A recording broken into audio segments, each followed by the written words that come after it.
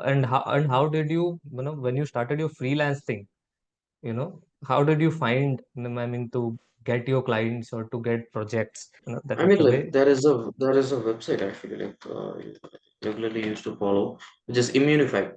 So if someone is getting into the Web3 space and let's say they have to get a job, is see, to be honest, there are certain questions that is not replaceable, right? Even though Hmm. there are AIs is there, and these something like not replaceable. The one thing is community managers.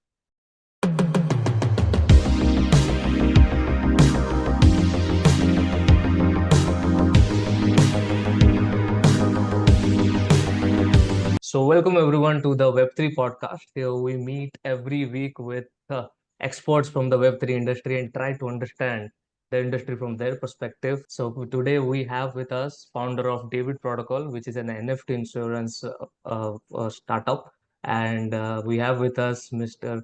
Girinath. Hi Giri. Why don't you tell us a little bit about yourself and how did you get into the industry and what are you doing currently? Yeah, that's great. So first of all, thanks for having me in today's podcast, and it's been my pleasure to get into this first of all, and thank you for you personally. And so myself, Gurnath, as you have introduced about me, and a quick intro about myself is I'm a serial entrepreneur who's been in the space in the generic domain. For example, I own companies in the space of clothing, digital marketing, and other generic, stuffs. So when it comes to Web3, it's like I started on 2020, which is during the period of COVID, right? The vibe was there, Okay, and 2020. so during that, yeah, 2020, it was there, and I was like, yeah, let's try it out something new. Let's grow something, let's switch it to something. So my personal perspective is, if I want to know about the industry, I have to work on that industry. It's not Yes, about yeah, I'm reading books. It's not about I'm seeing some webinars or some attending seminars. It's not like that. I have to work in that industry. Even though I own businesses, I join as a low level employee and get there and learn what are the entire process of it, because in hand experience is something which is really valuable compared to book studies. I believe that. exactly. And yeah, so during the COVID wave, we all know we have been in lockdown, right? So I was like thinking, this crypto stuff started booming in during the COVID period. So even though certain markets are down, the news is where, it's on the television, right? So I was like thinking how I can able to make money out of it, like anyone, right? I was like locked in the home, and so I came That's to a know that there are question. certain. That's a question everyone has still now. Like, what do they do? So you Yeah, kind of faced this in 2020. What did how exactly. did you circumvent that? Yeah. S- So during that, like everyone, the initial investments is not good, and certain things which made me off money. So the started money is good, and the money I made out of certain shit coins and meme coins and certain what like holdings is good. And the next thing is how the infrastructure works, right? As an entrepreneur, I try to I try to make the things happen, like how the infrastructure works, how the blockchain works. So I started learning into it, and when I get into it, I came to know about the smart contracts, automations, auditing, and everything. So when I'm getting into it, as I'm not a person who's very much interested in coding, to be honest, right? I'm not from a coding background, stuff like that. So, but basically, Solidity and smart contract, it's like Okay, coding. So I started teaching myself coding. I had attended few, I mean like a completely free, courses on the YouTube and free code base and stuff like that. And taught myself how to code, the smart contracts and everything. I done something like intermediate level, and later then, what started extended to it during the the mid of the period. Like somewhere it took me around 6 months to do it, and started as a freelance smart contract auditor in the space. And once I got into it, I was like working as a freelance smart contract auditor, and was like submitting bugs to the products. I mean, like projects. And on the side, I was also maintaining my own businesses as well. So this was happening, and certain hacks which came into the space. So whenever I try to audit a certain smart contract, I do search what are the, let's say, set of hacks which has happened earlier, right? okay, So if that is happening, and then yeah, it is like a, it's like something which can able to easily eradicate in other projects, right? So if there's a re-entrancy in one contract, then I can able to search for re-entrancy in other projects contract I'm doing. Okay, so when So that's how. considering you didn't have any coding background, right? Before 2020, what were you Mhm. doing? I mean, before 2020, you were involved in software businesses, or matlab, when you started learning Solidity, did you have any coding background? To be honest, I do have zero coding knowledge to share So with your so viewers. To be honest. so when you learned Solidity, so if someone wants to get into smart contract auditing now, so what is the expertise do you need, and how did you earn that expertise on your own?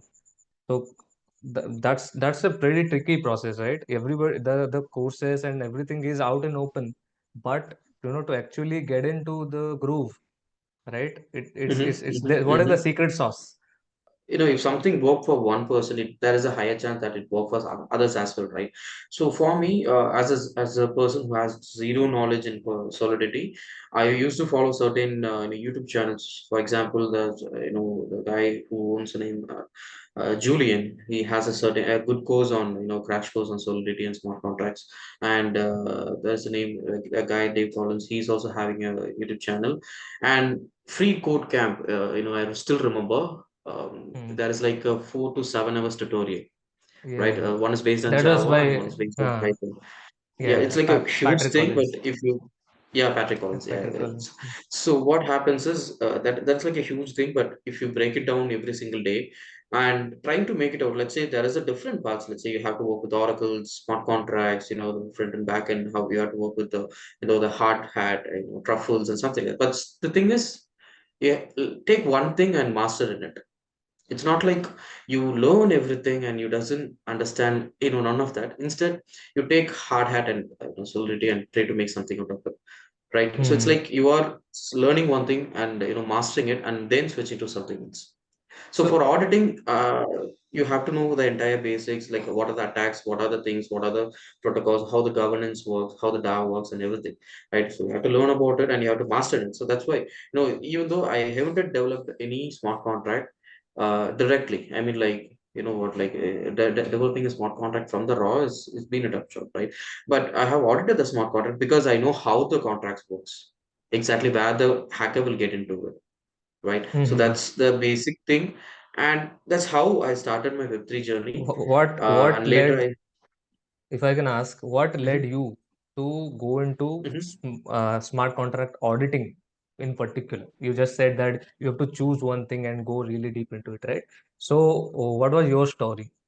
How did you get into auditing of smart contracts? Yeah, so at that time, I do believe there was a massive hack in the history. It's like Hmm. I think it's like 600 million, I think so, from the Korean Hmm. hackers. I think so. Like it's from a gaming platform. I don't want to mention the platform, right?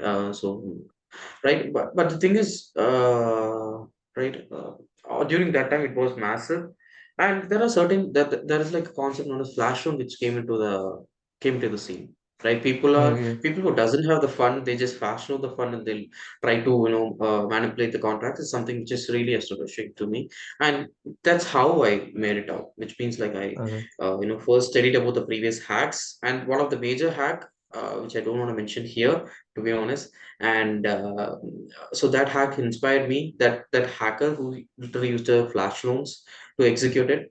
And hack is something which is really common, but using a smash flash loan and making a hack is something which is really triggering me like to search into it, right? So that's how Okay. I got into, like, I came to know there is a concept known as smart contract auditing rather than developing. Yeah. So basically, curiosity kind of led you to, that part of thing that you could find your expertise in, right? So you were curious about these hacks and how what is smart contract auditing as well, and how did you when you started your freelance thing, how did you find, I mean, to get your clients or to get projects and get experience as well? Because and I must, when you would have started, right? So it must have been difficult. Or what was your experience? Yeah, so when it comes to getting into this field, right? So if you are into a company, let me give you an example. If you're into a company and you are getting, let's say you are a front end developer, right? You'll be always having a training session, a mentoring session, and there'll be also the other, things which is going through by HR, right? They'll be examining you, what is your performances. But in the decentralized space, I use a certain thing which is already being used by everyone, which is there's a bug bounty space where people can able to submit their bugs, right? There is also a space where the projects will come there and mention that these are the things, these are smart contract we have, this is the GitHub repo link, so and so, and followed by that, there'll be also other space where hackers will submit their bounties, right? So all Okay. the verified bounties will be on the official pages GitHub repo, right? For Hmm. example, let's say there is a ape swap is there, and they have paid out a client, right? I mean, like they have paid a white hat hacker for finding out a bug. I mean, like a bug in their contract, and they'll openly mention that like this is the bug in the contract. This is how the guy solved it, and this is how Okay. it's been implemented. So what I did is I gone through the case studies, like let's say how this guy solved it out, how he can able to Okay. find it, where is the, let's say, is if there is a re-entrancy attack, then how the code has to be, then where the flaw is. If it's another proxy contract, it is another main contract, right? So that's how. And the thing is, it's about learning the previous incident. It's Hmm. about following two or three hackers. I mean, like two or three smart contract auditors in the space, like it's popular smart contract auditors and Hmm. popular smart contract companies. Let's say Certic, it's one of the popular company, and I used to follow their posters, their blogs, periodically, because they very much into it, and periodically mention in their Twitter and their regular handles about the hacks. I think so. I always go through it. If I'm going through, let's say, 100 to 200 posters, I'll try to figure it out of 100. Just let's take a five. I'll create a sandbox environment for myself, and I'll take the content and try to reproduce it on myself. If he can able to do it, then I'll just try to reproduce the same happened hack using the Flock smart contract, and I try to solve it by myself. So the solution is there. I'm trying to find out the process how to get into the solution. So that's how I taught myself into getting into it. And there are So certain guys who's on the Discord and Telegram who just give me guidelines in the discussion modules. There are tons of guys behind there that I can't list it out directly. yes, in Web3 the communities are very helpful, and Exactly. you can find lot of hands-on information and experience as well.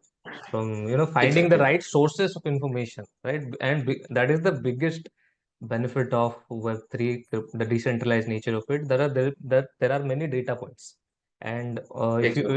if one just follows those data points, there is a lot to learn and there is a lot to, and even to contribute.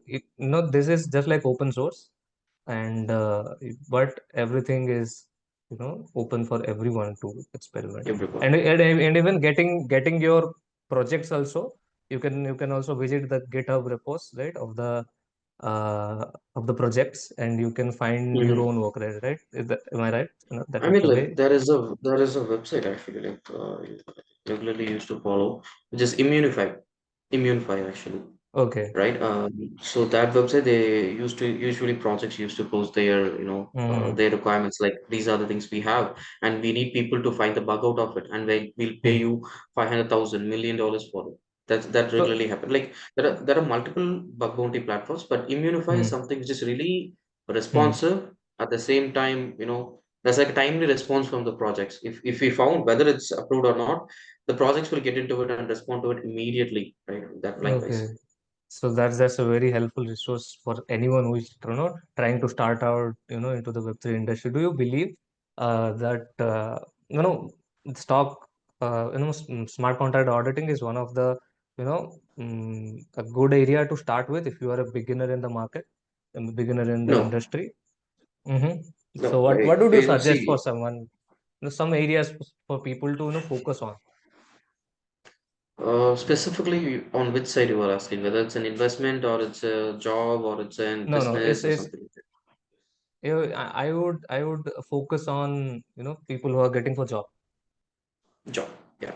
So if someone is getting into the Web3 space, and let's say they have to get a job, is see, to be honest, there are certain questions that is not replaceable, right?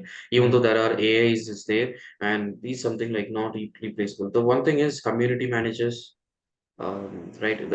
Even though there are tons of community manager out there, finding the perfect one guy who can Okay. able to manage all the communities from different platforms. That's the thing. Which is the a project might have Telegram, Discord, Twitter, and also Medium, QRN. There are different types of socials, right? But creating a community and pampering the community is something which is really tough. And nowadays, for a Web3 project, maintaining a community is actually a big problem for us, right? So growing community, like community managers is something like a better question. If they don't have any coding knowledge and they want to make money out of it, the community question is something. And followed by that is partnerships, which is I'm seeing in the project's view, which is if there's a project and they want to extend their integrations of their token. For example, if let's say I have debit protocol, right? We are actively been in partnership with different projects. I mean, like NFTs and something. We have a separate dedicated guy working on it, right? So that brings the revenue to the company. So whatever, if you are ready to bring revenue to the company, then you are eligible for certain portion, right? That's how the Mm-hmm. if you are making if the company makes a penny, then you get a dime, right? That's how it Right. works. You have to make the company profitable, and for that, how the company has to make revenue, there are different streams for it, right? So if you are one of the person who can able to generate the revenue, which means you can bring liquidity to the project, it's something, a portion. So to be way more particularly, community managers, smart contract auditors, and developers. Nowadays, both roles being done by the same guy, who's Hmm. in the development section, Bomias mostly, which is in short projects. I mean, like as mentioned earlier, communities, smart contracts, and followed by that partnerships. And I do believe this is the three different major key streams which is required Look, in the space as of now. and this these are some some areas that anyone who is starting out, either for a job or for consultancy, these are some Mhm. they can focus on these areas, right? This was very insightful to know, to be honest. And so what's interesting is that you uh, transitioned from your smart contracting consultancy and freelancing into Fullcombo. So what was your role at Fullcombo, and would you share your experience regarding to that?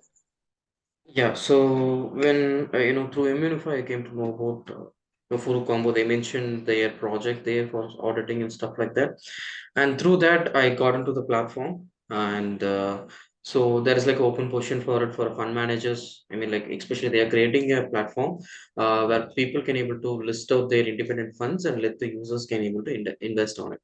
So what Okay. happened in the sense is let's say I'm one of the early adopters on that thing, which is when I was getting into that fund managing thing, I was one of the four guys I think so being selected to create a fund.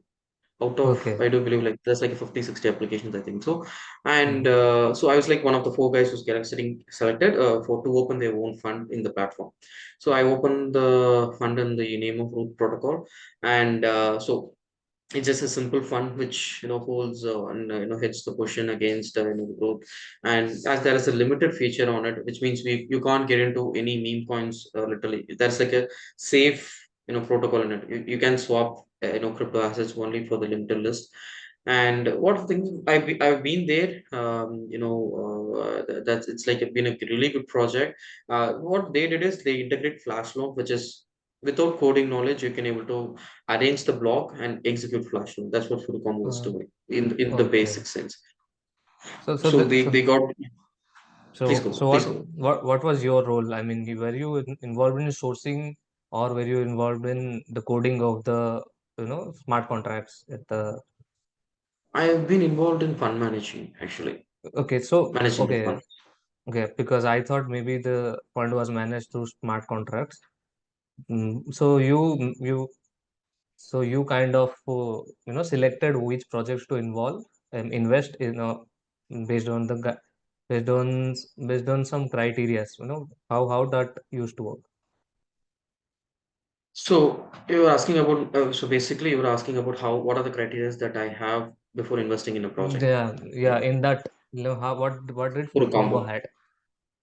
Yeah. So the thing is, they're the only player in the market. That is the thing. which Mm-hmm. is at that time, when flash loan is something which is booming. So during that period, 2021, 2021 mid, actually during that period, 22, right?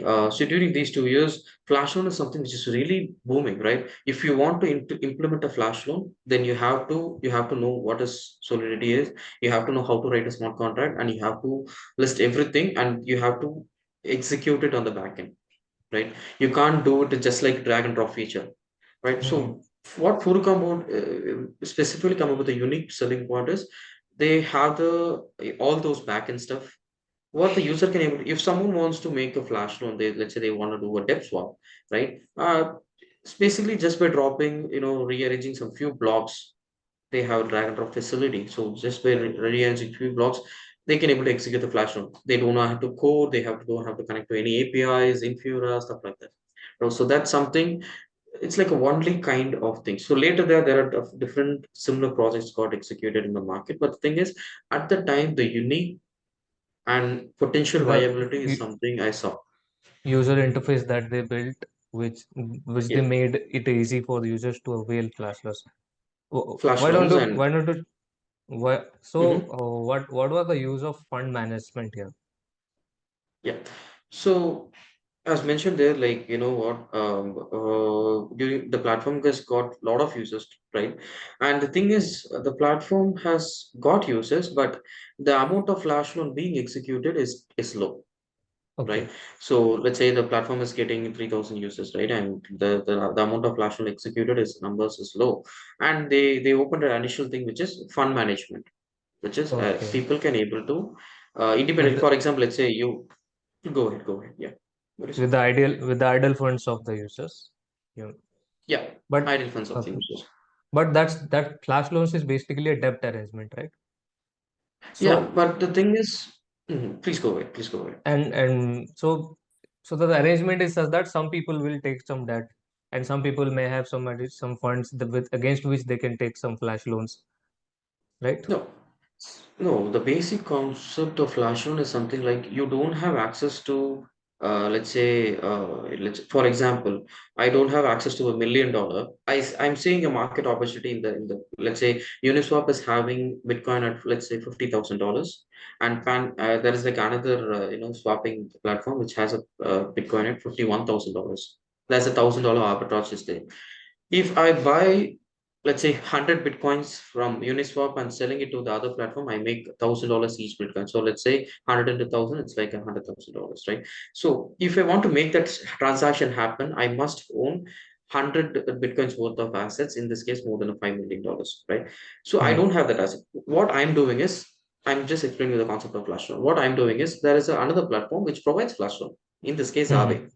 So Hmm. what I'm doing is they have the liquidity, right? They have people who have, locked their funds in the platform. They have a higher TVL. What they are providing is a flash loan opportunity. So what I'm doing is I'm just creating a code which is saying that I'm borrowing $5 million from Aave, and I'm using that funds to buy bitcoins from Uniswap, and I'm selling it for this rate in another exchange. And the same, whatever the money I'm cashing out, I will be paying the flash loan back. I mean that $5 million back, followed by a small fee, which is 0.0019 percentage. so Right. So so when for this code gets executed, is there actual borrowing and lending of money, or is just the code? happens.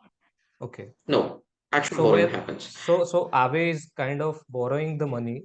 So Aave is also kind of borrowing the money, right? No, Because Aave gets the users fund into it, right? The users logs fund into the Aave platform, okay. and Aave provides flash loan. So Mm-hmm. user who avails the flash loan, who's getting the flash loan, right? So what happens in the sense is, if the transaction, here comes the other thing, which is, if the user doesn't make a successful transaction, or the transaction will fail, and Mm-hmm. whatever the funds being borrowed will be returned back to the thing. Okay, so Exactly. if I'm getting a $5 million and I'm doing these kind of arbitrage trades and I'm making a profit, if I'm paying back the transaction $5 million plus a 0.019 percentage fee, then yeah, it is a successful transaction. Actual fund movement will happen and everything in the simulation, and it will be executed. If the transaction doesn't go through the chain, right, and the simulation fails, or it doesn't happen, let's say the market opportunity just got missed. It's like Hmm. 50,000, 51. Now it's 50 Hmm. 50 in each Hmm. on both of the exchange. If that happens, the transaction doesn't go, and no borrowing, no lending will happen. So And that is something. to kind of summarize the thing. So okay. We have 10 minutes to go. So kind of summarize the thing. So suppose user X kind of finds an arbitrage opportunity and he wants to take advantage of it. So it comes to Aave, which is a flash loan provider, and Aave kind of provides it the liquidity to execute the transaction, for example. So where does Exactly. Aave get its money? So maybe there is a user Y who has deposited its funds with Aave, right? And it has Aave kinds of gives some interest or some fixed fee to its users for providing these loans, and it in turn uses these loans to help users X to benefit from this arbitrage Execute loans. opportunity. And whatever the interest is getting paid to Y, and these arbitrage gains are getting paid to X, right? And if there Yes, is yes, yeah. there is no arbitrage or transaction that is happening, then it's just a the funds are getting relocated to where it came from. What if there is a Yeah, loss? the Then transaction will fail. what if there is a loss, and does that happen? No, there's no transaction. I mean, like, there is no chance of loss in flash loans, actually. I mean, like, that's why the simulation part which plays a major role, which is like, if the transaction goes through because whenever you are making a transaction, you're paying a gas fees, right? So if Hmm. the transaction is profitable and it's processed by the chain, your fees is getting there and you're making the transaction, right? So if in this case, flash loan is not only used for arbitrage, it can be used for other things such as what debt swaps and collateral swaps and everything, right? So Hmm. for this example, I'm mentioning arbitrage. So if the arbitrage opportunity, let's say it's got slipped away, right? And most often, if I'm finding an arbitrage transaction, it will be paid immediate. I mean, it will be executed immediately because which transaction pays a huge transaction fees? That transaction will be picked up by the miner. That transaction will be picked up from the pool. It will be listed on the first. Let's say there are six transactions which is paying $1 at, to making a transaction happen. One transaction which is coming there with a transaction cost, let's say gas fees of $6, then the miner will automatically takes out the $6 transaction fee cost because that's how the miners are getting paid, right? So what happens Hmm. is the entire buy sell process which happens in a fraction of a minute. I mean, like it's just take only Seconds. five seconds to Hmm. finish the entire borrowing, swap, lend. Hmm. I mean, like repayment and everything, which happens just in like for two or 3 seconds. Hmm. Can you kind of elaborate the minor aspect of the thing that you said? hmm See, The, yeah. So when it comes to minor thing, you know what? There are two different consensus that the chain may follow. The first thing is proof of work, and the second thing is proof of stake, right? hmm. And the other thing is mempool. I mean, like this is not a consensus, just like a pool of it's just actually a pool where all the pending transactions will be laid out, and it will be randomly picked by the miners, right? So when it comes to let's say a POS consensus blockchain, right? Stake. So in Okay. this case, what happens is what the miners, let's say I'm making a transaction, I'm sending let's say $100 to you, right? Hmm. For that I'm paying a transaction fees of 50 cent. This Okay. transaction will be pending for let's say 5 to 10 seconds or 15 seconds based on the network's what complexity, and then it will be picked by a random miner, and the person who solves the I mean like who gets the Fastest. transaction will process the transaction, and he'll get paid the transaction with the time paid. That's in this case the Okay. 50 cent. You'll Yes. receive a $500, that guy will Hmm. receive 50 cents as a fees. Hmm. So when it comes to flash loan, right? I'm settling the transaction fees as $3 because I want my transaction not to be in a pending state. It has to be processed at the earliest possible, Okay. So you right? are So offering a higher gas fees because you want your exactly, transactions transaction to go through immediately, right? So what immediately. happens in the sense is when the transaction which falls into the mempool, for example, Hmm. here the It pool gets where all the executed pending fast. transaction is immediately, It exactly, gets right? executed So fast. yeah, so the amount that I'm spending before executing a flash loan is let's say probably $5 or $10. I mean like $5 in this case, and the gain I'm making if the transaction goes through perfectly, if Hmm. I'm swapping 100 bitcoins for a 50k and swapping for 51k, then it's like for probably 500 to 600 $1,000, maybe a million in this in that case, right? So Right, right. that is how the flash loan concept is very intrusive, and it's like intriguing space actually.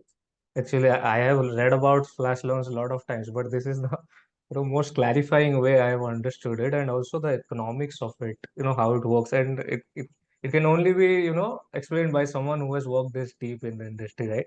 So, so thank you for that. So the next thing I wanted to ask you is that you, transitioned from of managing funds at Qualcomm to into, starting your own thing. So what led you to decide? That it was the right time, and also how did you build the thing, how did the idea come up? Yeah. So the journey is something like, long story short, I'll give you a crisp thing, which is, you know what, like when I was in the space, right? I was trying to, you know what, in the Discord space, people used to discuss a lot actually, mostly irrelevant topics, not about the project, right? So someone has been pitching like, we are insuring some stuff. So I mean, like we are insuring these traditional things. Then why can't we insure our crypto assets? So that question is something like, even though it is out of topic, it is in some Discord group. Out of I was thinking like, you know what, that is like a candy for an entrepreneur, right? If you find a problem which is viable, and there is a market for it, there is a user for it, and no one has yet solved it, it's like a candy for you know what, the people's like us. So immediately we jumped into it. I personally jumped into it, and I was like trying to figure out if I'm providing an insurance, then who will underwrite it, who will get those things, that because it is not like something I'm creating a token I'm selling to the users, right? Exactly.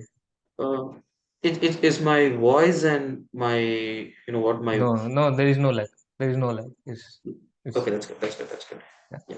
So yeah, so it is what happened actually, and I was like thinking how we can able to implement it first of all. So in the How the basic economics sense, I of it was like, will work. yeah. So in the basic Hmm. sense, I do have certain car insurance and bike insurance, home insurance, health and everything. But I don't know the economics behind it, how the things operates and everything. So what happened is I started learning how the traditional insurance was happening, how they are valuing the assets, what are the risk metrics, what are the pain points, power points they are handling, and who is the person who's taking the risk and how they benefited. And I was like learning about it. And then I just started creating a team, because I believe, you know what, even though if you have a fantastic idea and a fantabulous idea, and if it doesn't get into action without a perfect team, it is something like equal to a trash. I believe that, Yeah. because the thing is, it's not only about execution, it's about proper execution. It's You need about the proper guide solving to execute. problems. It's about solving problems at the right step and doing that and again and again and again and again. And you can do that. Exactly. Actually, finding the right team is the biggest problem an entrepreneur It's has to problem. solve, right? Yeah, yeah. So for me, by God's grace, Almighty Jesus' grace, I got a good team who's working with me on my, my other companies. I have different guys who are working behind it. So what happened in the sense, I just pulled all those guys here. Hey guys, come here. We are going to solve this problem. This is what happening in the market right now. Trying to figure out how we can solve this. What is the value that we can able to add into it? So what happened in the sense is okay, yeah.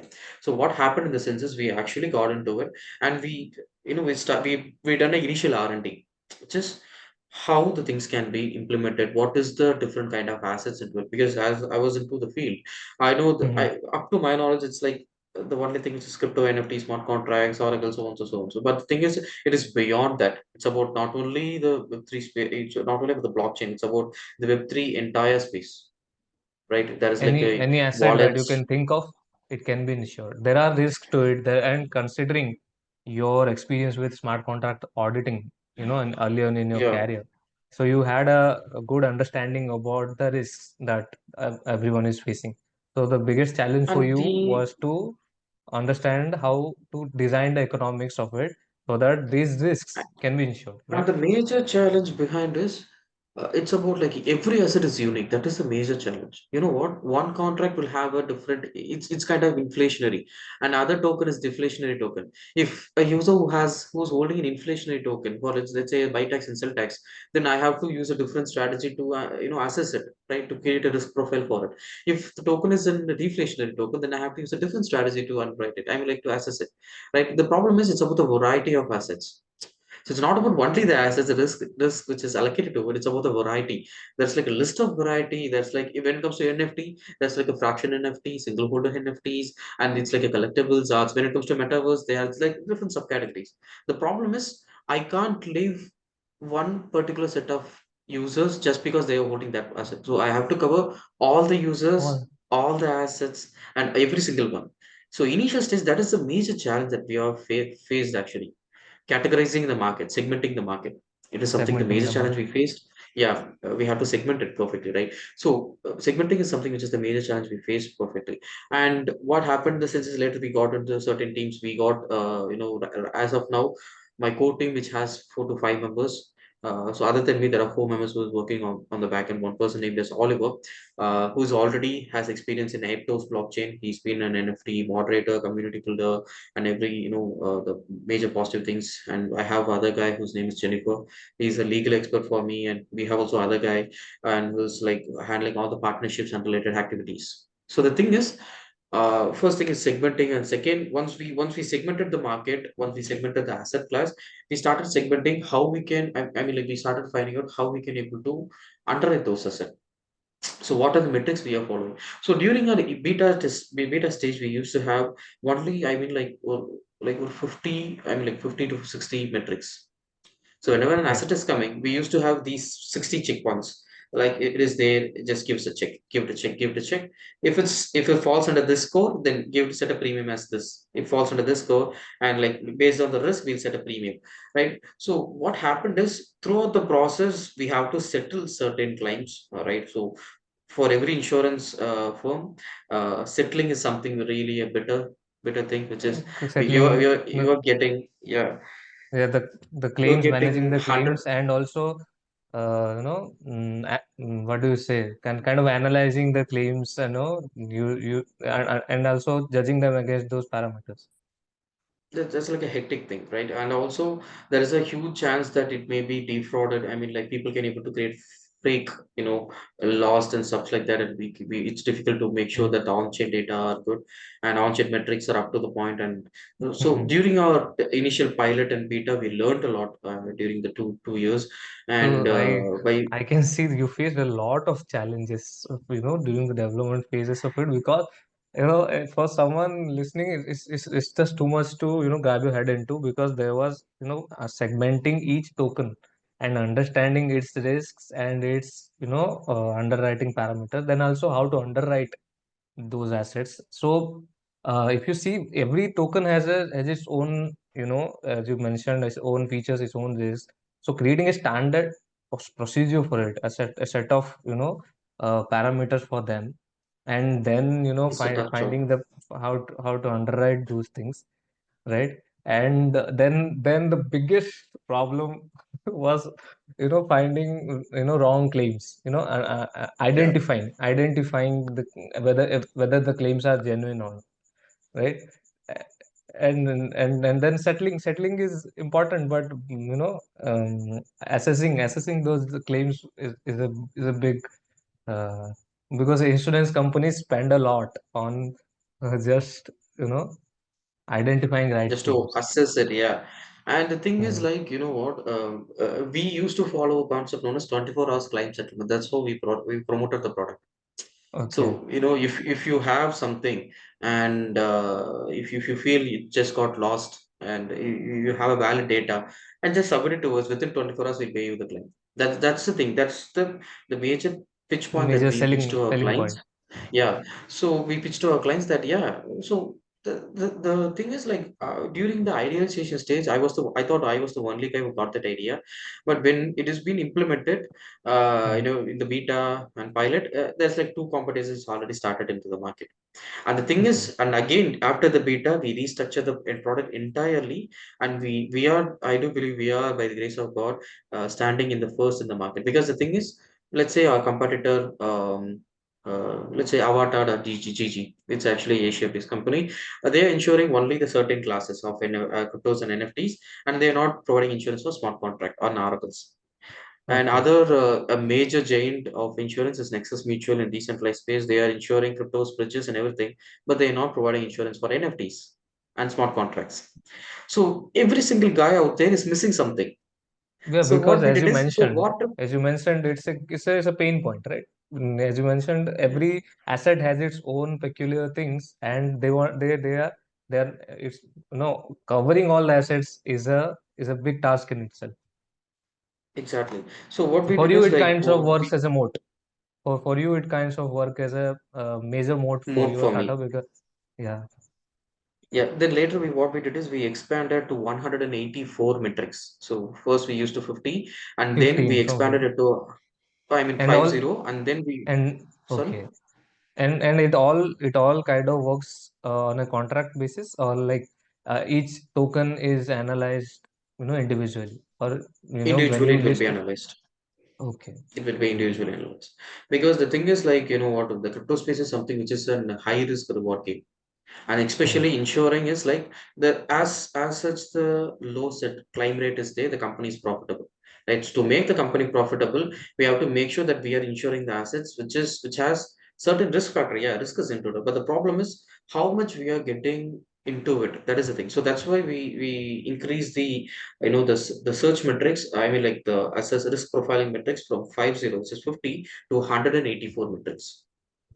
So what Okay. happened is, so now we have a huge set of, let's say, pages and pages of metrics right now to point out what is the exact risk of the Exact. particular project. Yeah. So that has give us a competitive edge compared to our competitors, because our competitors are something like they are looking into something less, what, riskier thing. We are getting into those riskier thing, but with the calculations which is there. And more often, after implementing a higher metrics, in risk profiling, we got a lower claim rate, because we ensure the asset which is, which is very much safe to both users and for us. And the unique point that we stand out from is private keys and non-custodial wallets, which is, Hmm. even though your assets is in Uniswap or something like that, and your MetaMask and Trust wallets has been hacked, your private key been compromised, you can still get a claim. You can just mention us, you get a comprehensive claim from us, and we'll settle you. Then that's aspect as well. So the product development roadmap is something like that. We faced a lot of a number of issues earlier, and then we find out the, I mean, like, we finalized the final product. It's been in operation for the last 6 months in the market, and we got a, like, let's say, huge tractions, to be honest, and we're maintaining some good impressions onto it, and the order counts and inquiry counts is also good. And the thing is, basically creating a product which is especially for selling a token. We actually created a product which is for providing infrastructures and white label service, I mean, like, security For services. Yeah, exactly, for crypto projects, or even tokens, as well as wallets as well. They can also promote their tokens and wallets with insurance, right? That Insured, yeah. yeah. So for from a vendor side, that's an added mode they can add to their tokens, and from user side they can be assured, and they can have a so if I can ask you, if I'm a user, if I'm a Web3 user, I'm a crypto, I trade in crypto, I have NFTs and all. mm, what and all I can ensure, you know See, we or have. put Mhm. in differently, what are the typical users you have, right? That mostly insure with you. Yeah. So first, I'll take your questions. You know what? When it comes to the assets being insured, we offer n number of assets, which is in the census. The most common used assets are like cryptocurrency. To be honest, like, that is the most common thing: Bitcoin, Ethereum, Polygon, I mean, Matic or something like that. First, cryptocurrencies, Mm. NFTs. I mean, like there are collectibles drops done by the influencers, particularly. For example, Logan Paul drop, he make a certain NFT and Even sell it though to the that will come users. under NFTs, that will come NFT under. category, but in certain categories it will count as a collectibles. For example, people has done an NFT, but that is Hmm. actually categorized as a collectible because it's one of one and has a huge value Hmm. into it, right? It's not like something in a digital asset which has been traded. It's particularly an asset which is not being traded but it's held in one account for a long period of time. It's considered as an art. So those Hmm. digital arts and NFTs are also being insured, and followed by that, the private events, metaverse events, right? Hmm. So if your land is being like, let's say, being is there any metaverse related activities happens, we'll also ensure those things. And this is So something what like is a the digital risk? vector. What is the risk there in a events? In that case, what is the risk that people are ensuring? See, most people, like, we have a different parametrics actually when it comes to the first thing is we provide not only for assets, we also provide them the rug pull, insurance, which is the token you Okay. are investing, right? Let's say Hmm. you are investing in $100 into a meme coin and Hmm. expecting it to go for 1,000x, but most Okay. meme coins aren't going there, Hmm. right? And you're Hmm. thinking that if the project just got rug pulled by the developer, they Hmm. and you want to protect yourself against that, we'll also ensure you that if your So you investment are fails ensuring the project, right? Not the user. You're ensuring the project in against the certain rug pull. cases, we do both of them. Okay. We do both Okay. of them. So if Because the it will be user very, who has when you tough, think of the user, it will be very tricky to insure the user. It will be easy the to thing insure is, the project. Unless the project is insured, for you, you stand a greater risk, right? yeah, the thing is, it's about the premium that we are charging. Like, for Exactly. example, let's say you have an NFT which is worth $1,000, right? And the Hmm. premium based, we do certain metrics on it, and based on that, the come out is something, let's say, 8% per annum, right? We'll charge you Hmm. $8 every single year for insuring to insure your asset, right? Based on that, will be certain add-ons in the sense. For example, the add-ons might be, let's say, comprehensive what private keys, your private key being hacked or your wallet being hacked. Let's say the smart contract which holds the NFTs got hacked. So these are certain add-ons or the riders you can add with your insurance. And followed by that, let's say, for example, if you are investing in a meme coin and the project is not being insured from by us, but the thing is Exactly. you are investing a huge money out of, let's say there are certain verified or Okay. unverified HNIs, whales, who Hmm. get into the project with the investment of million or $2 million, right? Hmm. In that case, they need an insurance because whether the project is getting insured or not, but they need their money to be insured, right? So in that case, if the individual who is high net worth, I mean a high net worth, we'll insure them. And if in that the premium might vary because it's a high risk thing, and if there's a claim, then we have to settle it outright. So that's also got into the picture. And this is the stuff we can insure. And we have a product which is custom tailored, which is, let's say you have your assets in a centralized exchange. Okay. If you're a Hmm. decentralized exchange, yes, you have a higher risk of being attacked, high risk of being compromised. Let's say your assets being in a centralized exchange. For example, let's say in Binance or FTX, right? And you still feel that your assets might, get liquidated because whenever you see the terms and conditions, FTX. all the Thinking of. depositors, it's considered as a creditors, right? If they're not considered as Yeah. a depositors, they are considered as, so Yeah. if Consider. the company is, yeah. So Yeah. if the company Classic which get FTX into the case. If loss, something like FTX happens, then then there is a case so of, that's why, yeah, you losing yeah, your that's money. why we came up with So that you can product. insure, Where- if you can insure that, right? Exactly, yeah. So if the user who has this asset on Binance, and we'll insure Hmm. that assets too. So that Hmm. also comes with the different strings attached, like whenever there's a Hmm. transfer, so on, so, so on. Hmm. So there are certain strings attached to it. But the thing is, even though your assets, whether in centralized or decentralized, space, it can be easily insured by us. That's the thing. So So to kind of, everything, yeah. yeah. So I was trying to wrap the thing of, okay. So there are, and a fixed set of users, right? Yes. So if this asset is a cryptocurrency, or maybe an NFT or a collectible, right? Or your investment into a specific asset class like meme coins, or even if you are a project yourself and you want to insure yourself against various hacks, rug pulls, etc., right? And all these users, and all these risks that they are facing. Against all these risks, they can insure the thing. And to understand the economics of it, suppose my asset that I am insuring is worth $100, right? And I want to insure it against a rug pull or a hack on my private wallet. How much premium that I will get? And of course, I know the premium varies based on a lot of parameters, but considering it's in my private wallet, right? Because the most of the people, you know, uh, kind of face this issue. So, what will be the premium I'll get, and how will I claim the thing if any hack happens, and how will the process look like?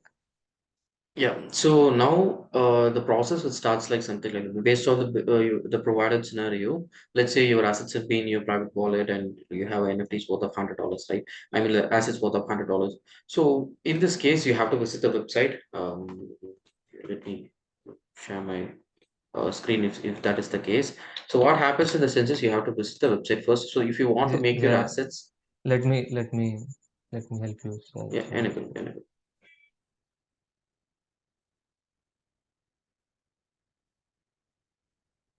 Yeah, I think now you can. Yeah. So what happens in the sense is, let me share my screen. Yeah. So you can see my site, right? I mean, like, yeah. Yeah, So this is a good. site we have right now. It is not Web3 enabled. It is actually a simple site where people can able to create a request. And because, as mentioned earlier, each asset's been assessed individually, so we can't connect the wallet to it, right? So first thing, so let's say if you want to insure your asset, so what happens is you have to visit our site protocol.com. So once you got into it, you can see what our sites, basically is, and you can see what our services we have provided. And then what I have to do is, let's say, for example, in this case, you want to insure your NFTs, right? You can insure your NFT Okay. against theft, rug pull, smart contracts, and loss of private keys. You can do that. And let's say you want to insure the smart contract as a project, or let's say in this case, we are holding crypto assets worth of $100. So what happens in the census? You have to click on insure now. So that will bring to this, contact page. So basically, you fill Cool. your contacts and mention your message. Or else, let's say if you want to get an immediate get to go code, is something like you can chat with us directly, Hmm. and our one of our executive will connect with you directly, and they'll assess it immediately.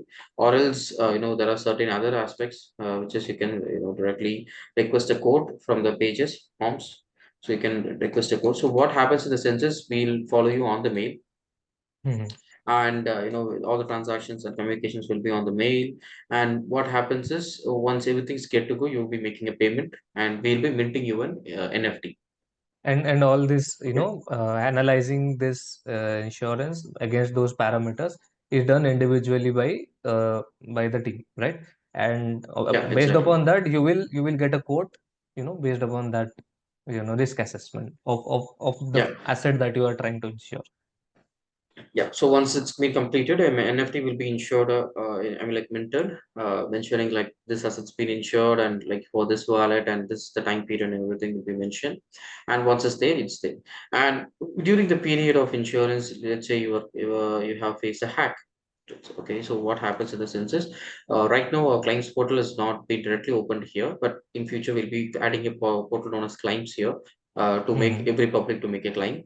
And so as of now, it's been like a direct, claim thing. And you So know they what, mail you you will be directly. again, yeah, you contact us via mail or WhatsApp, or whatever the direct communication channels available. In this case, Discord, Telegram, or what channels available. We'll be doing that, and we'll again assess the incident, whether it's actually happened, or it's been simulated, or it's been defrauded. There are certain metrics as usual. If there is 184 parametrics for insuring asset, we'll be again following another 100 metrics. It's now first Okay. 184, again it's 100. So we'll be having 100 different points, To identify to genuine check, claims. yeah, so Yeah. to identify whether it's a genuine or a fraud claim. So once the incident which has been passed, and they'll be we pay with the claim amount, and again the NFT which is minted will be burned on the chain, and that's how the claim process works immediately. It's like a simple process. The thing is, the user will always get a low chat load. They don't want to provide n number of information when you have Hmm. purchased, when you have what is the thing Hmm. you have done. we literally don't want those information because Yeah, it's you just already there buy in the the blockchain. insurance, and then Yeah, you when you just need to claim, then you need to get in touch. That's how simply it exactly. works. Yeah, as it is in the blockchain, every single insurance it's already on the chain. We don't want to ask you. We can easily, fetch the data Hmm. from the chain, and we can Yes. make the assessment. We don't want to make Yeah. individual questionnaire forms, stuff like that. So that's how our entire process looks like when it comes to insuring an asset. So I would say the user experience looks very flawless. And how it's been how many months have you started your operations? It's still in beta phase, or No, no, no. We've launched our final product in the before 6 months. So it's been doing good. So before six do months, you? like we had, sorry. Yeah, please continue. Yes, it's okay. Yeah. So, just before 6 months, only we launched our final product in protocol.com. Before that, we've been providing, pilot and beta. And based on the info we got from the pilot and beta, we built the final product. And the final product is something performing which is really great. And for us, the number of inquiries that we are getting, I mean, like the people who are actually interested in insurance is something like a higher number of bids, actually. It's Yeah, not about like a because one the guy. risk is more, right? And there is a Yeah. lot of uncertainty in the market. So there is a Yeah. great demand and there is a need actually in the industry Yeah. of insurance, right? Which you have in traditional finance. You have a lot of people insuring financial products, but in the crypto space, there is a dire need of financial Yeah. insurance. There is a crypto insurance. Yeah, so we are getting a higher number of inquiries, but the thing is, we are not actually entertaining all the inquiries being generated because the thing is, it's about the category, the risk of the product, and assets they are getting insured. And more often we get fraud So inquiries. I mean, like yeah, they insure just to purpose of making a claim. yeah. So that So happens actually. Yeah, yeah, that it happens. so for you, you must be, focusing on, larger clients for now, because the Yeah, number of people you can serve currently is kind of limited. So yeah. and as your product kind of matures, then you will expand your operations, right? Exactly, because the thing is, it's about the being an insurance company being profitable is it's really tough to be honest, right? And it's a long On game. every premium, yeah, it's a Hmm. long game. Plus, on every premium, you have to make money and you have to pay certain expenses out of it. You have to make sure your ARR and IRR is good, right? And Hmm. so being consistent and profitable on the long term, because we are trying to be profitable rather than Yeah, maintaining a just huge burn. Hmm. Yeah, burning just cash. doing marketing and burning, you know, Cash capital. we have to maintain Mm. profitable because that is what we are seeing. uh, Hmm. as we are a niche player in the market and we don't have to burn a lot of cash because we have users and we have to just to reach out to users, the only thing which is blocking me and them, Hmm. right? So if that is the case and we don't have to burn cash, instead we can have to burn cash on the productive stuff like developing the platforms or hiring a good teammate, or creating a good team is something like where the cash to be Yeah, burned according to me. I, Yeah, of course. The good product is what gets good customers, right? No amount of exactly, marketing, no exactly, amount of money you can spend can get you a good customers other than a good product. And also being genuine and being giving to the community. Like the podcast that we're doing right now, we're trying to educate people about the Web3 world. We are trying to do good, and people do notice, genuine efforts. People do notice good intentions. And exactly. and then real world problem solving, right? So this is what, makes a good product and makes a good market out of itself, right? We have seen Exactly. crypto projects burning out of marketing expenditure within 6 months and 7 months, going downhill. And creating great utility takes character. It takes it, and also a Exactly. long game. The exact game that you are in is a long game, and it needs you to survive for a long period of time. And once that, Exactly. compounding has been built, this thing is going to get bigger and bigger. And because Bigger, it yeah. is solving a real world issue, it is solving a main the because everyone, when they think of crypto, they think of, hacks, they think Risk. of rug pulls, these big risks that are coming, that are not present in the traditional banking and the Market. traditional finances, right? So if you kind of solve this problem, you are kind of opening the crypto market for normal people who want to be sure. Exactly. Exactly. Is Exactly. Yeah, you're right. exactly. So I would commend you on building this, one of a kind thing, right from the scratch, building the economics, and you are still figuring out, you are still solving problems every single day, and with a very entrepreneurial zeal. So congratulations, Giri. And Thank you. it was a great pleasure working, this entire thing. I got to learn so much things. I am very sure everyone who is watching was having a great time. I Great. I would I would hope we will do something like this again soon. Would you That will like be to say great. Yeah. something? Yeah, the thing is, like, to all the viewers who's in the, what, whether you are in the Web3 or Web2, whether you are into crypto or not, it's about the general thing that I still, most of my, the persons I'm saying, or any person, let's say my colleagues or my business partners, in the sense is, calculate your risk. That is the thing. Like, invest the fund that you are investing is, it's something like residual, not like, that is the last money you have to make out it of crypto. It's not like the game is not like that. It's not like the Exactly. place where you can able to mine gold. It's about the place you can find diamonds. It's like you find a lot of stones, but out of thousand you get one diamond, right? That will cover out all the things. But the process of finding a stones and diamonds is really tough, right? So in this case, if you're getting into the crypto, calculate your risk. Don't, put the money that you lastly have, and also, whenever you're getting into the project, kindly see the long-term vision of them. I'm not speaking for only for me. I'm speaking on behalf of the community which is out there. See the long term vision, see how it adds value to the users, see what is the utility they are bringing into the table, and how the users are getting benefited out of it. That is the thing that you should consider. And followed by that, making money is a part of crypto, but rather than making money, there is a way more of utility out there in decentralization. Crypto is not the only thing. You can make crypto a lot of things for payments and everything. I mean, like, use the different vector of the space. And this is just someone for investor. If you are an entrepreneur or a job seeker, there is like a tons of opportunity for it. There is like a, let's say, it's like not creating a solution and finding a problem. It's like there are tons of problems out there. You have to create a solution just to one or two that will make you, that will benefit you both financially and non-financially as well. And if you're someone who's getting you with the entrepreneurial zeal, and I really encourage you to get into it.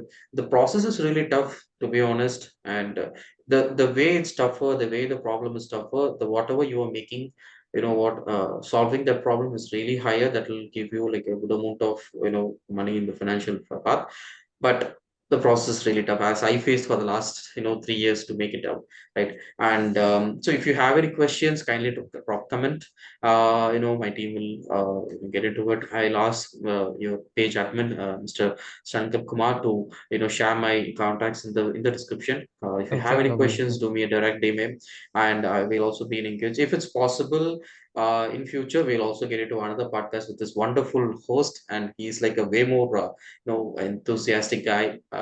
Rather than what he asked the questions, not only for the content of the company. He's asked the questions which will get everyone being educated.